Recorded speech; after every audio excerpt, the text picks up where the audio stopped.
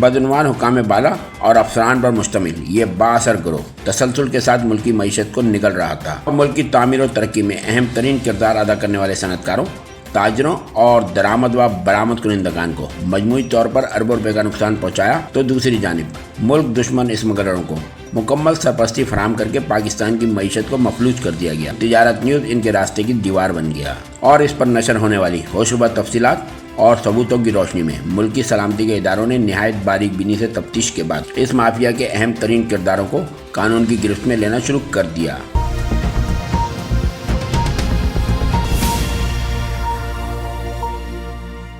السلام علیکم، آپ دیکھ رہے ہیں تجارت نیوز، پاکستان کا پہلا AI نیوز چینل۔ تجارت نیوز کے گزشتہ پروگرام میں آپ نے دیکھا کہ بدعنوان افسران نے کس طرح ڈپارٹمنٹ آف پلانٹ پروڈکشن کو اپنی ذاتی جاگیر بنا لیا تھا اور ملک کی تعمیر و ترقی میں اہم ترین کردار ادا کرنے والے صنعت کاروں، تاجروں اور درآمد و برآمد کنندگان کو مجموعی طور پر اربوں روپے کا نقصان پہنچایا، تو دوسری جانب ملک دشمن اسمگلروں کو مکمل سرپرستی فراہم کر کے پاکستان کی معیشت کو مفلوج کر دیا گیا۔ سب سے بڑا المیہ تو یہ ہے کہ DPP پر قابض یہ بااثر مافیا بین الاقوامی سطح پر ارض وطن کی بدنامی کا باعث بھی بنا۔ بدعنوان حکام بالا اور افسران پر مشتمل یہ بااثر گروہ تسلسل کے ساتھ ملکی معیشت کو نگل رہا تھا کہ تجارت نیوز ان کے راستے کی دیوار بن گیا اور اس پر نشر ہونے والی ہوشربا تفصیلات اور ثبوتوں کی روشنی میں ملکی سلامتی کے اداروں نے نہایت باریک بینی سے تفتیش کے بعد اس مافیا کے اہم ترین کرداروں کو قانون کی گرفت میں لینا شروع کر دیا۔ یوں تو ڈپارٹمنٹ آف پلانٹ پروڈکشن میں سال 2025 کے دوران بھی تاریخی کرپشن کا بازار گرم رہا،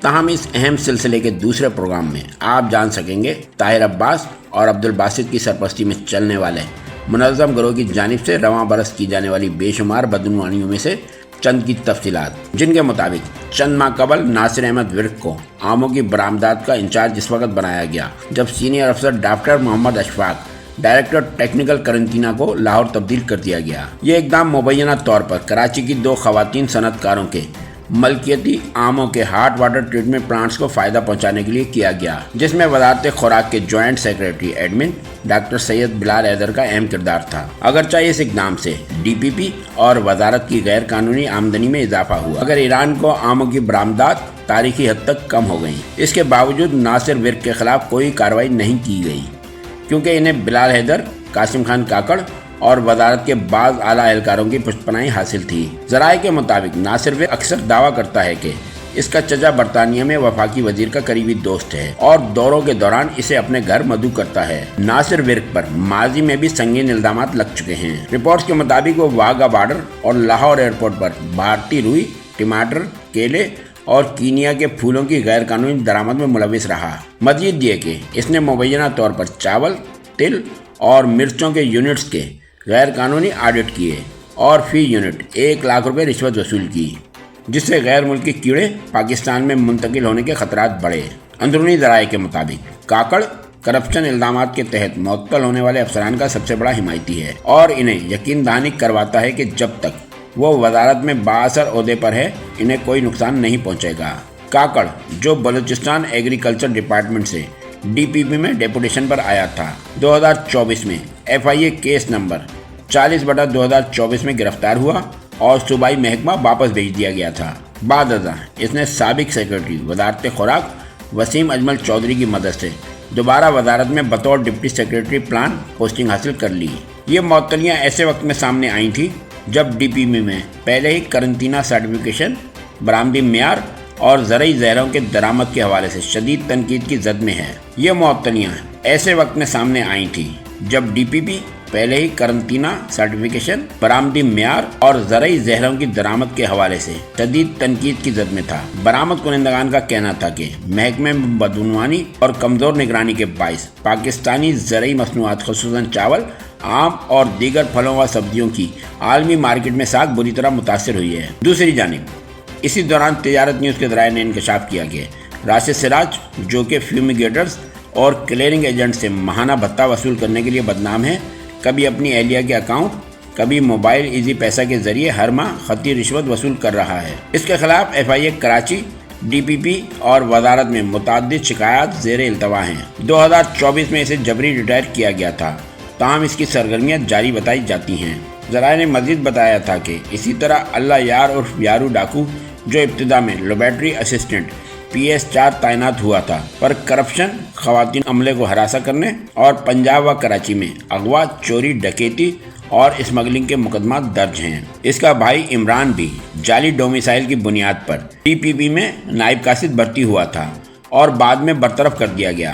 ذرائع کے مطابق یہ دونوں بھائی ان دنوں لندن کے فیومیگیٹر اور کلیئرنگ ایجنٹ اسرار خان کاکڑ کے فرنٹ مین کے طور پر کام کر رہے ہیں اور قرنطینہ و رجسٹریشن ونگز کے افسروں کے گھروں میں بلا روک و ٹوک داخل ہو کر منظوریوں اور سرٹیفکیٹ کے لیے دلالی کرتے ہیں۔ یہی دونوں ڈاکٹر محمد باسط اور عمر راٹور کے رہائشی انتظامات بھی سنبھالتے اور ان کا کچن چلاتے ہیں۔ ماہ اگست کے آخری دنوں میں ہی بدعنوان ٹولے کا ایک اور ملک دشمن اقدام سامنے آیا تھا، جب انکشاف ہوا کہ نئے مالی سال کی پہلی سہ-ماہی میں بھارتی قیمتوں کے دباؤ اور ریگولیٹری رکاوٹوں کے باعث پاکستان کے باسمتی چاول کی برآمدات میں 43% کمی ہوئی۔ پاکستان کے چاول کے شعبے نے نئے مالی سال کا آغاز مخلوط رجحان کے ساتھ کیا تھا۔ سرکاری اعداد و شمار کے مطابق جولائی 2025 میں مجموعی طور پر چاول کی برآمدات میں معمولی اضافہ ریکارڈ کیا گیا، تاہم باسمتی چاول جو پاکستان کا ممتاز اور قیمتی برانڈ سمجھا جاتا ہے کی برآمدات میں تشویشناک 43% کمی دیکھی گئی۔ اعداد و شمار کے مطابق پاکستان نے جولائی 2025 میں 2,91,902 ٹن چاول برآمد کیا، جو گزشتہ سال اسی مہینے کے 2,70,002 ٹن کے مقابلے میں 21,900 ٹن زیادہ ہے۔ تاہم یہ اضافہ مکمل طور پر نان باسمتی چاول کی برآمدات میں اضافے کی وجہ سے ہوا، جو 60,930 ٹن بڑھ کر 2,39,562 ٹن تک پہنچ گیا۔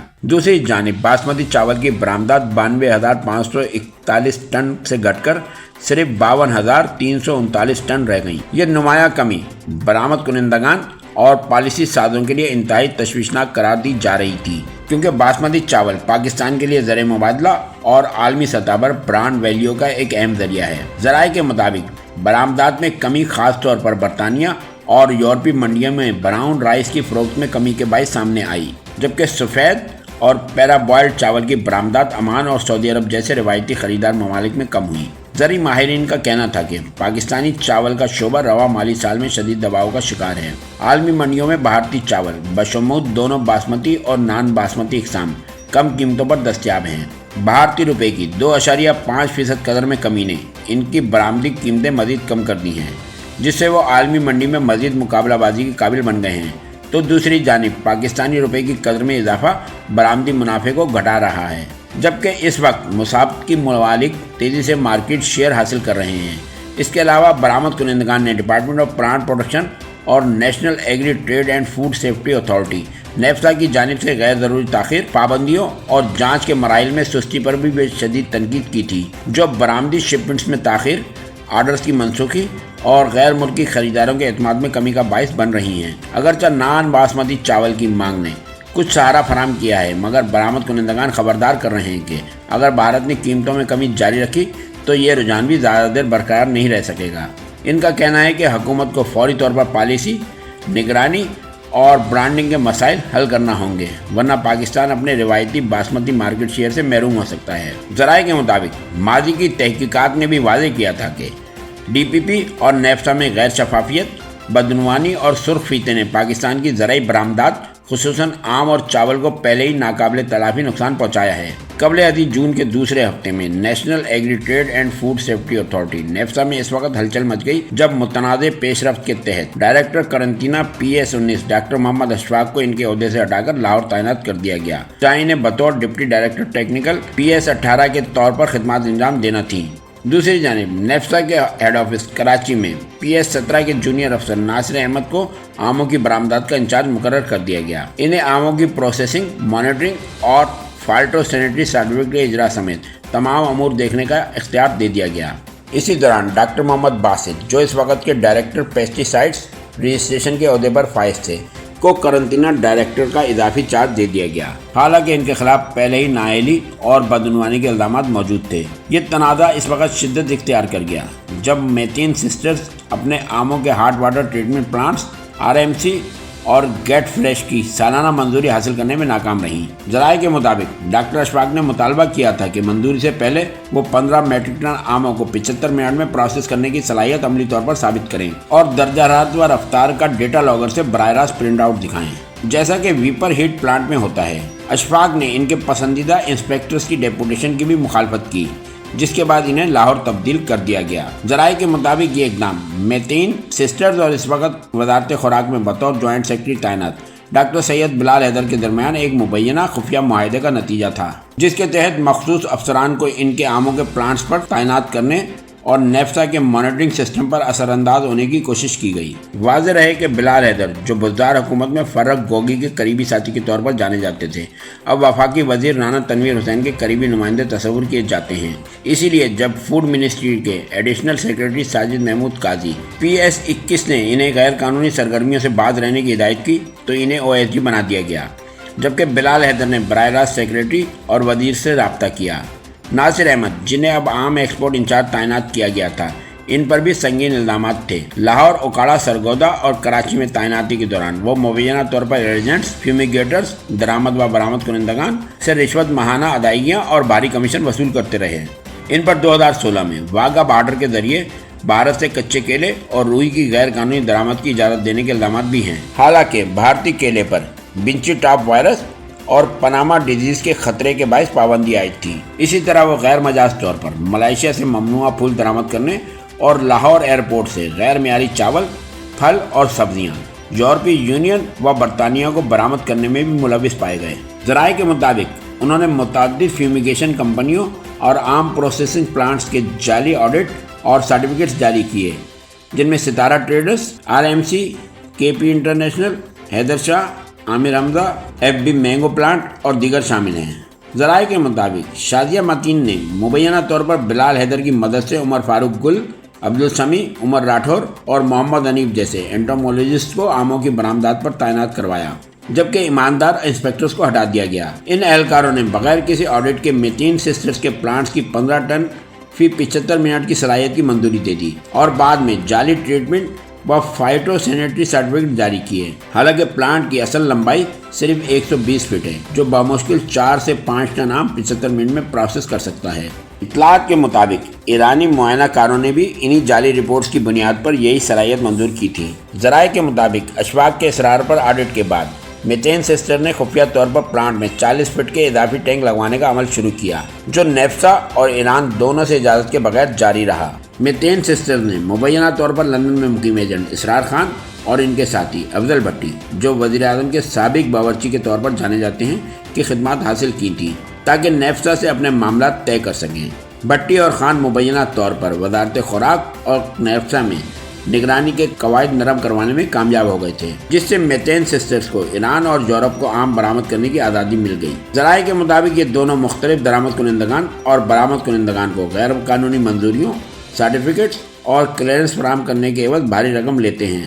ایک پلانٹ کے لیے 5 کروڑ روپے، ایک جہاز کے لیے 1 کروڑ روپے اور ایک کنٹینر کے لیے 10,000 روپے تک کے ریٹ مقرر کیے گئے ہیں۔ ذرائع سے ملنے والی اطلاعات کے مطابق مبینہ طور پر ایرانی صوبہ سیستان بلوچستان کے ایک کلیئرنگ ایجنٹ شیخی نے ایرانی پلانٹ پروڈکشن آرگنائزیشن کی سربراہ مریم جلیلی مقدم کے ساتھ مبینہ طور پر گٹھ جوڑ کیا تھا، جس کے تحت صرف رضوان ٹریڈرز کوئٹہ کے ذریعے مخصوص پلانٹس کے آم ایران میں داخل کیے گئے تھے، جبکہ دیگر پلانٹس کے آموں کو جعلی رپورٹوں کے تحت واپس بھیج دیا گیا تھا تاکہ چند کمپنیوں کی اجارہ داری برقرار رہے۔ نیفسا میں اس ساری صورتحال نے سخت تشویش پیدا کر دی تھی۔ دیگر پلانٹ آپریٹرز نے حکومت اور نیفسا سے شفاف اور غیر جانبدارانہ SOPs جاری کرنے کا مطالبہ بھی کیا تھا۔ انہوں نے خبردار بھی کیا تھا کہ اگر جعلی سرٹیفکیٹ کے ذریعے مخصوص پلانٹس کو ایران برآمدات کی اجازت دی گئی تو وہ نیفسا اور وزارت خوراک و تحقیق کے دفاتر کے باہر احتجاج کریں گے۔ ان الزامات کے باعث نیفسا اور وزارت خوراک میں کرپشن اور اقربا پروری کے کلچر پر سنگین سوالات اٹھائے گئے تھے۔ فروری 2025 کے دوران ڈپارٹمنٹ آف پلانٹ پروڈکشن کے خلاف تجارت نیوز کی تحقیقات کے دوران یہ انکشاف بھی ہوا کہ وزارت قومی غذائی تحفظ و تحقیق محکمہ تحفظ نباتات میں جاری بدعنوانی، جعلی بھرتیوں اور غیر قانونی تقرریوں کو روکنے میں بری طرح ناکام ہو گئی تھی، جبکہ کراچی کوٹے کی اسامیوں میں بڑے پیمانے پر جعل سازی کے ذریعے بھرتیاں کی گئیں۔ عمران علی نامی ایک اہلکار جو دراصل خانیوال کا رہائشی ہے نے 2015 میں جاری ڈومیسائل پر ضلع ملیر کراچی کا رہائشی ظاہر کر کے نائب قاصد کی ملازمت حاصل کی۔ اس کا بھائی اللہ یار 1995 میں بطور لیبارٹری اسسٹنٹ بھرتی ہوا تھا اور بعد ازاں مبینہ طور پر رشوت کے عوض زرعی ادویات کے نمونوں کے नताइज में रद्दबदल करता रहा। मुतअद्दिद शिकायत के बावजूद वो अपनी तैनाती वफाकी pesticides reference testing laboratory FPRTL Karachi में करवाने में कामयाब हो गया, जहां इसने अपनी गैर कानूनी सरगर्मियां मजीद बढ़ा दी। रिपोर्ट्स के मुताबिक अल्लाह यार और इमरान अली ने कराची में जराइम पेशा अनासिर से गठजोड़ कर लिया और रिश्वत, जाली दस्तावेजात व गैर कानूनी तरक्कियों के जरिए माली मफादात हासिल किए। इमरान अली को 2022 में जाली कवायद के बावजूद जूनियर क्लर्क के ओहदे पर तरक्की दे दी गई, जिसमें इस वक्त के deputy director doctor Mohammad Basit का किरदार मरकजी था, जिन्होंने इनके खिलाफ होने वाली तहकीकात को रोक दिया। सरकारी रिकॉर्ड के मुताबिक इमरान अली का डोमिसाइल जिला कोरंगी के पते पर जारी हुआ, जबकि कागजात में जिला मलीर दर्ज है। डिप्टी कमिश्नर मलीर के दफ्तर ने तस्दीक की थी कि 2015 में ऐसा कोई डोमिसाइल जारी नहीं हुआ था। इसके बावजूद इसे रजिस्ट्रेशन सेक्शन में तैनात किया गया, जहां वो ज़रिए अद्वियात और करंतना से मुतल्लिक फाइलों के मामलात रिश्वत के एवज मोबाइल मनी ट्रांसफर के जरिए निपटाता रहा। माजी में करप्शन के बायस मुअत्तल किए जाने के बावजूद दोनों भाई डॉक्टर बासिती मुबैना सवारिश से दोबारा बहाल हो गए थे। FIA के रिकॉर्ड के मुताबिक उन्होंने गैर मयारी सोयाबीन की खेप को 1.16 करोड़ रुपए रिश्वत के एवज क्लियर किया। तहकीकात में ये भी इंकशाफ हुआ था कि दोनों भाइयों ने अपनी मामूली आमदन के बावजूद करोड़ों रुपए के असासे बनाए, जिनमें रिहायशी मकानात, वाटर फिल्ट्रेशन प्लांट और किरायादारी कारोबार शामिल हैं। FIA, एंटी करप्शन सेल और साइबर क्राइम सेल ने इनकी रिश्वत, जाली कागजात और माली बदनवानियों के इल्जामात की तहकीकात शुरू कर दी थी। ज़राए के मुताबिक वादे शवाहिद के बावजूद इनके जाली कागजात की बाज़ाब्ता जांच अब तक नहीं की जा सकी है, जिसकी वजह इनके वजारत और वज़ीर आज़म ऑफिस में असर रसूख को करार दिया गया। तो दूसरी जानिब इनकी लूटमार को छुपाने के लिए मातहत मुलाजमिन को कुर्बानी का बकरा बना दिया गया है। ये थी रवां बरस डिपार्टमेंट ऑफ प्लांट प्रोडक्शन में रकम की जाने वाली रिश्वतखोरी की सैकड़ों दास्तानों में से सिर्फ चंद वाक़यात, जिन्हें तिजारत न्यूज़ ने आप तक पहुंचाया। अगर आपको वीडियो पसंद आई है तो लाइक करें, सब्सक्राइब करें और शेयर करना ना भूलें। अपने ख्यालात कमेंट्स में ज़रूर बताएं। अल्लाह हाफिज़। देखते रहिए तिजारत न्यूज़। चैनल को लाइक करें, सब्सक्राइब करें, बेल आइकन दबाएं और कमेंट करना ना भूलें।